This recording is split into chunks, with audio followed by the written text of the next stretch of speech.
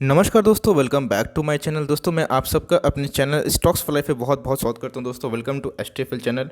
Guys, मेरा एक objective है, मेरा दो ऑब्जेक्टिव है असल में। पहला दोस्तों ऑब्जेक्टिव जो है रिटेलर्स को सेव करना, गाइड करना, पेनी स्टॉक या फिर ऑपरेटेड ड्रिवन स्टॉक से बचें। बिकॉज दोस्तों आप स्टॉक मार्केट में पैसा तभी बना पाएंगे अगर आप पैसा बचा पाएँ तो ही। और दूसरा दोस्तों आपको वैल्यू इन्वेस्टिंग सिखाना। बिकॉज दोस्तों वैल्यू इन्वेस्टिंग एक ऐसा हथियार है जो आपको लॉन्ग टर्म में दोस्तों बहुत मल्टीपल रिटर्न देते हैं।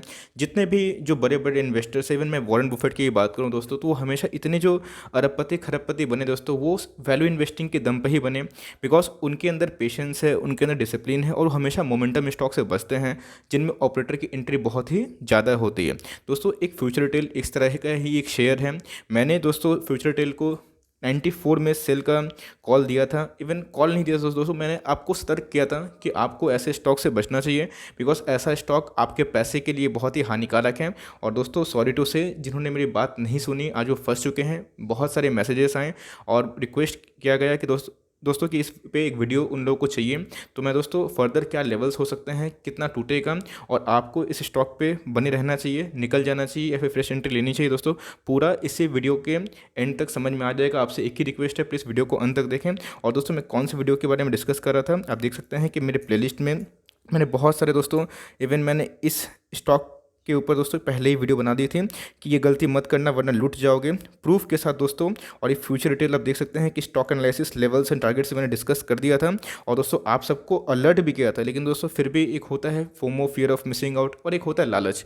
दोस्तों जब तक आप ये कंट्रोल नहीं कर पाएंगे, सॉरी टू से दोस्तों, आप स्टॉक मार्केट में पैसा नहीं कमा पाएंगे।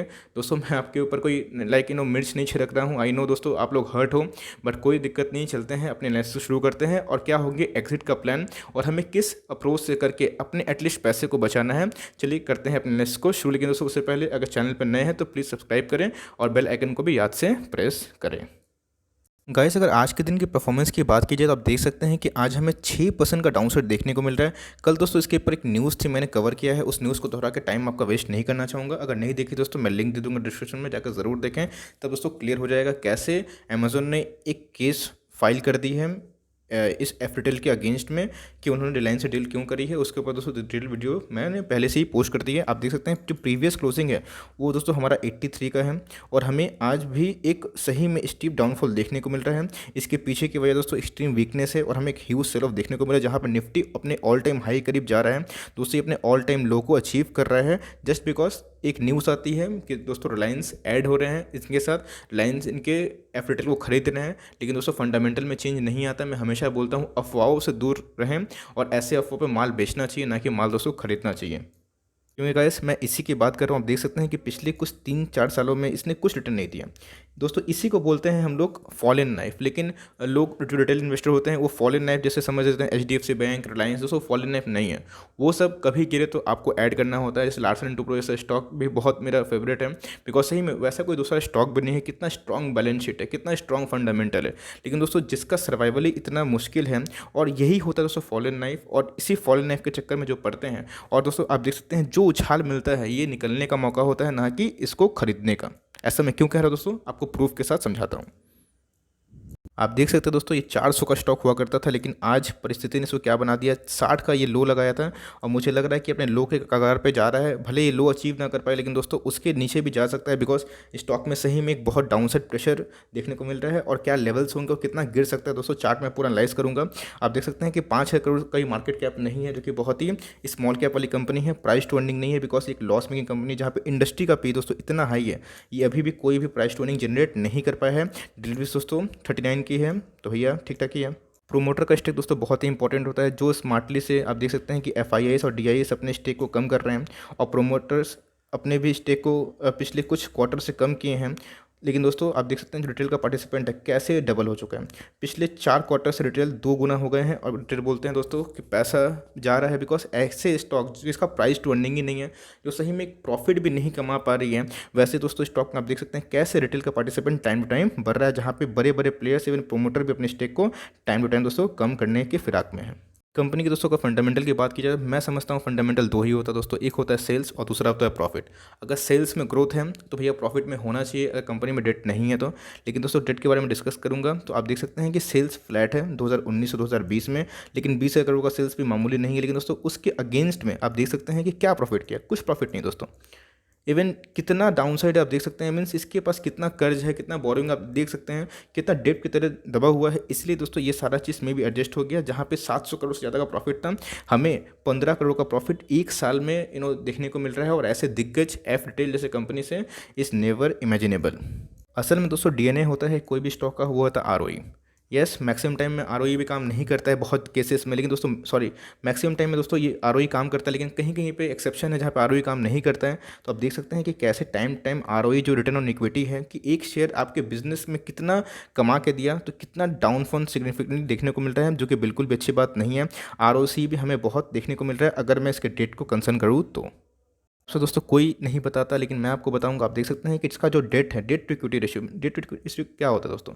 Date by equity, means equity तो कांस्टेंट ही है आप देख सकते हैं, लेकिन जो उसके अगेंस्ट में जो डेट है वो कितना बढ़ रहा है, मीन्स इनटू 4 टाइम्स हो गया। दोस्तों जिसका कर्जा 4 गुना हो चुका है, जिसके फंडामेंटल में इतनी कमी है, लोग आपको कुछ भी आएंगे बोलेंगे फंडामेंटली स्ट्रांग है, ये हो जाएगा वो हो जाएगा, अफवाह उड़ाएंगे, तो क्या आप खरीद लीजिएगा दोस्तों? आपको नहीं खरीदना चाहिए, बिकॉज आप देख सकते हैं कि इसका फ्यूचर प्रोस्पेक्टिव कुछ खास नहीं है। यही रीज़न है कि अपने क्राउन को मिस्टर अशोक बियानी ने सरेंडर किया मिस्टर मुकेश अंबानी सर को। तो आप देख सकते हैं कि जहाँ पे उनके प्रोमोटर्स ही अपने कंपनी को चला नहीं पा रहे, उनको सेल करना पड़ रहा है, तो हम लोग उत्तेजित हो जाते हैं। इसलिए मेरा टाइटल यही है दोस्तों, उत्तेजना है मत आना। बिकॉज मेरा सीधा यही आप लोग से विनती है कि प्लीज़ ऐसे ट्रैप पे ना फंसे। बिकॉज मेरे हिसाब से अगर आप पैसा बचाएंगे तो ही पैसा स्टॉक मार्केट में कमा पाएंगे। असल में चीज़ दोस्तों यही है।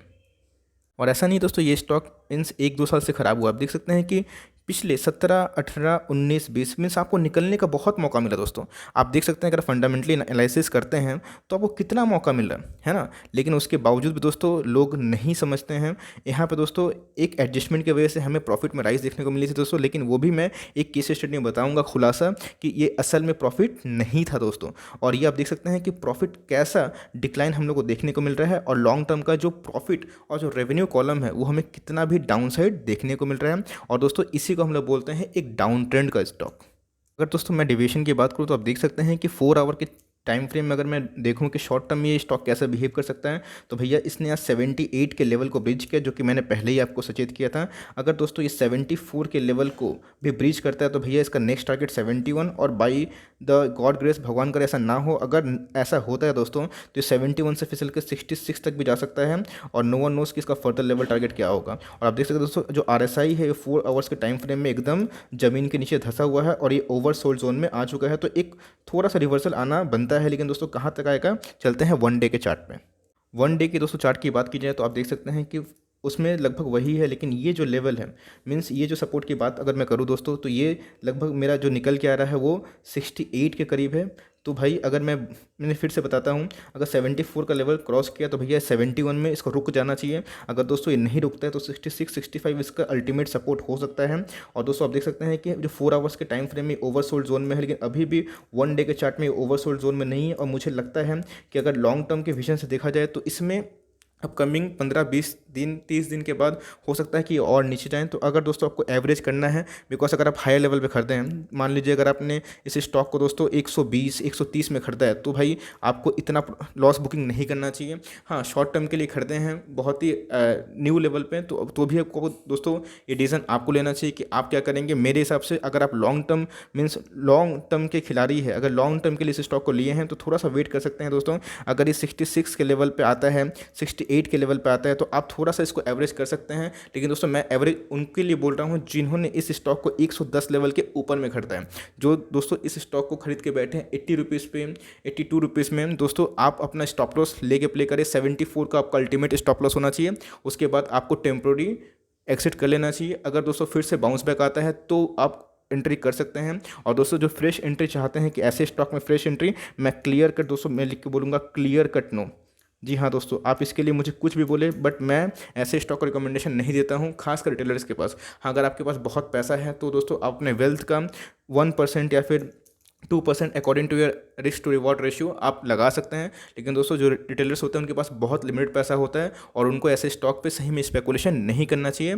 As far as I know, I am experience in the market. दोस्तों मेरे हिसाब से यही लेवल्स एंड टारगेट्स हो सकते हैं। और दोस्तों अगर यहाँ से डेड कैट बाउंस आता है तो मुझे लगता है कि जो इसका एक स्ट्रगल जोन था दोस्तों, जो पिछले बहुत दिनों से इसने स्ट्रगल करा था, जो 91 का लेवल, दोस्तों ये बहुत अच्छा अपॉर्चुनिटी होगा आपको निकल जाने का ऐसे जंग के स्टॉक से और दोस्तों फिर से नहीं आने का। बिकॉज आप देख सकते हैं कि यहाँ की बात की जाए तो कैसे स्टॉक को दोस्तों एक रिलायंस के न्यूज़ ने बहुत चढ़ाया। मैं दोस्तों मार्क करना चाहूँगा कि कैसे एक स्टॉक को रिलायंस के न्यूज़ ने चढ़ाया और ये 92 के सपोर्ट से कैसे 145 तक भी शायद गया था। और उसके बाद दोस्तों 1 2 3 4 कैंडल बनते हैं दोस्तों और कहानी खत्म हो जाती है। और उसके बाद दोस्तों कंटिन्यूअस एक डाउन ट्रेंड का स्टॉक बन जाता है फिर से। इसलिए बोलते हैं दोस्तों हमेशा मोमेंटम वाले स्टॉक को चेस नहीं करना चाहिए, वरना आप बहुत ही बुरी तरह फंस भी सकते हैं। So for timing that's the end of the video analysis on future details. अगर दोस्तों वीडियो पसंद आए तो प्लीज़ लाइक करें दोस्तों, और चैनल को सब्सक्राइब ना किया हो तो प्लीज़ करके बेल आइकन को भी दोस्तों याद से प्रेस करते हैं। इससे मेरा सारा नोटिफिकेशन आपको सबसे पहले एक्सेस होगा। कोई भी डाउट हो दोस्तों, क्वेरी खुला हुआ है, मीन्स कमेंट बॉक्स खुला हुआ है, क्वेरी आप अपना आराम से पूछ सकते हैं। मैं सबका दोस्तों ईच एंड एवरी वन का रिप्लाई करता हूँ। सो गाइस मिलते हैं जल्दी ही, तब तक के लिए bye. Thanks for listening guys, god bless you all.